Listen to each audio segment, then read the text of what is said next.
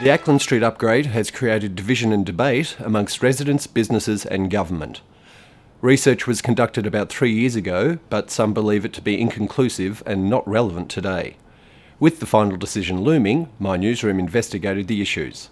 Hugo Armstrong filed this report.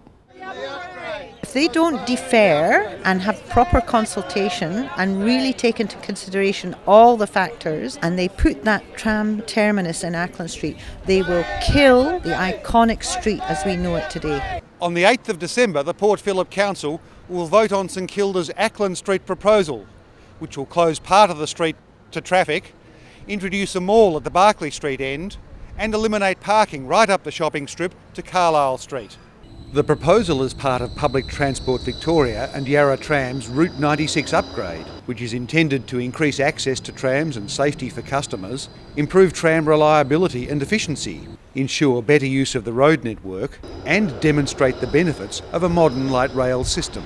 Proposal is a PTV proposal to include a disability access tram stop into Acland Street.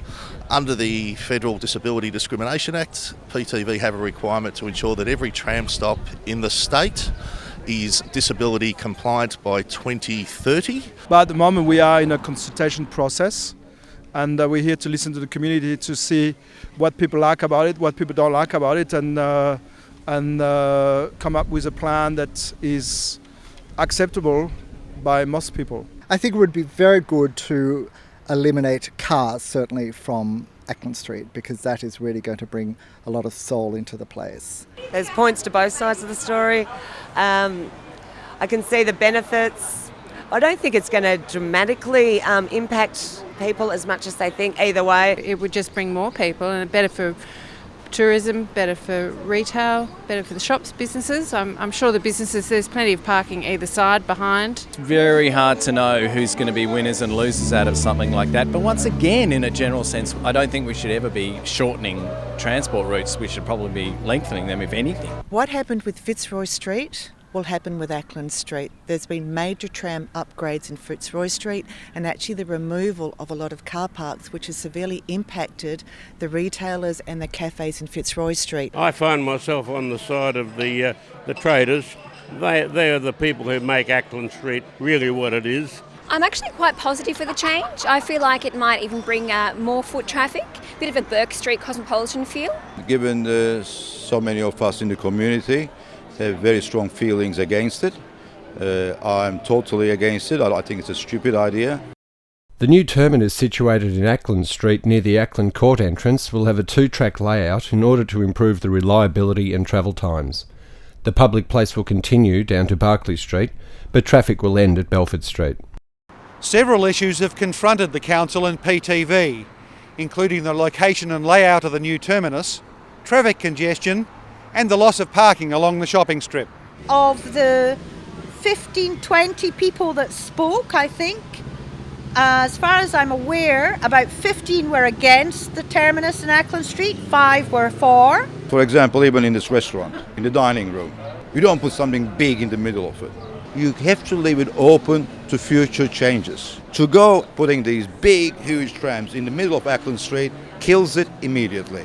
I'm worried about what it's going to do to the traffic, of course. I don't really think that it's that broken right now. I don't get why this has to happen at all. The biggest concern is traffic down Pumpkin Lane, which is used as a supply place or rubbish collection and supply deliveries to the shops. Yeah, they're going to close the street. They're going to lose 2 car spaces, it is.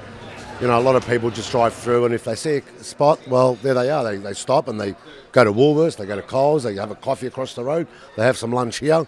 Given that the parking is going to be lost, I think that it'll definitely impact most of Acland Street.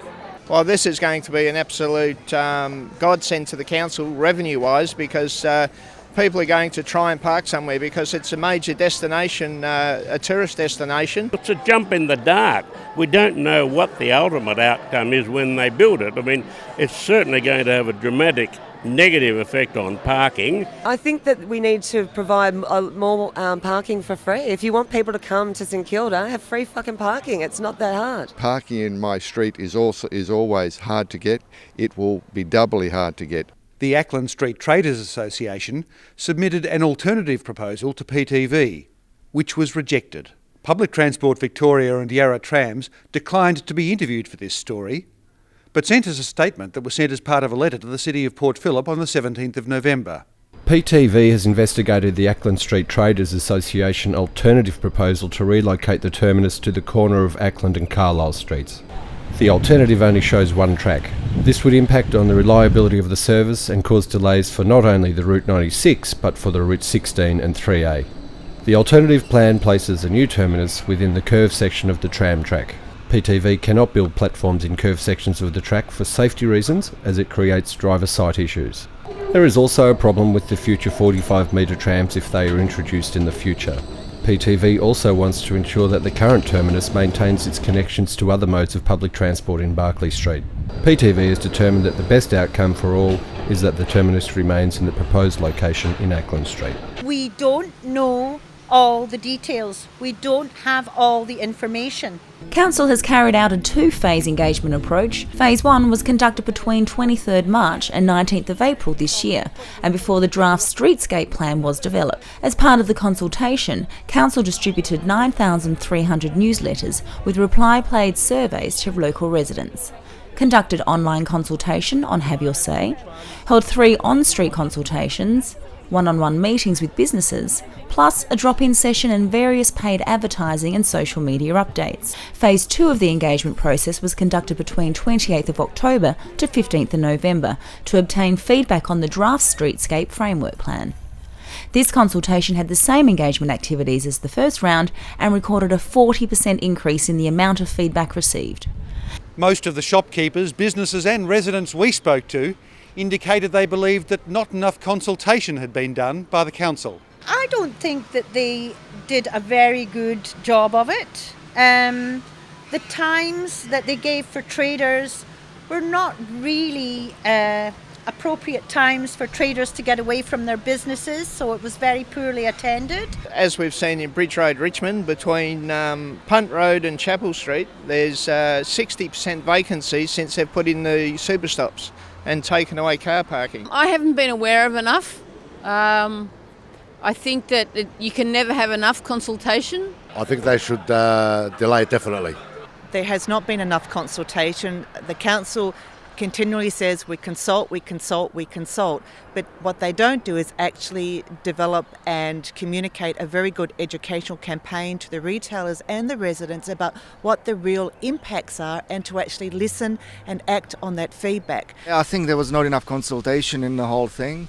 I would have expected people from the council at least dropping to individual businesses and maybe explaining the situation and discussing. I have heard all about this. We've had many, leaflet drops, things like that. There's been lots of opportunity, I think, for people to get involved and say what they want. I know it will change the shape of the whole business community here forever. Life is in the street. Putting trams there does not make it a mall. The idea of a mall is the sugar coating on the bitter pill. We have an opportunity to look at options that actually could help Acland Street, and I think that's the most important factor here is let's stop, make sure that the analysis of where the tram stop is going is done in conjunction with vibrancy and not what PTV is trying to achieve. Council officers are reviewing all feedback from Phase 2 engagement and will prepare a consultation summary report due to be released on Council's website prior to the 8th of December Council meeting.